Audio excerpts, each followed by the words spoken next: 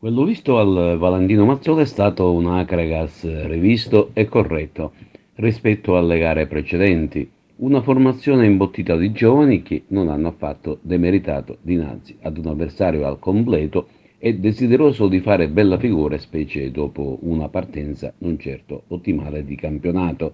Una gara per certi aspetti strana e che sembrava destinata alla spartizione dei punti. Ma i giovani biancazzurri non hanno fatto bene i conti con la fortuna ed ecco che in pieno recupero arriva la rete dei locali con Prestia, che supera l'ottimo Paterniti con una rasoiata. Inizio veloce della San Cataldese con un tiro di meta, mentre l'ex di turno, l'empedoclino Simone Sicurella, tenta la via del gol con un pallonetto che va sopra la traversa. La ragazza non se ne sta a guardare e con l'argentino Facundo si rende pericoloso. Nel secondo tempo la squadra di Corrado Muto involtisce il centrocampo e solo sporadicamente la San Cataldese si rende pericolosa in avanti con Presti.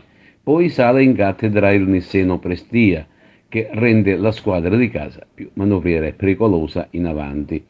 Poi entra Tosto sempre per la San Cataldese e la squadra verde Amaranto sposta ulteriormente il proprio baricentro in avanti. E proprio quest'ultimo suona la carica. Ultimi assalti finali dei locali, un tiro dalla distanza dello stesso Tosto ed infine al 91esimo arriva la beffa.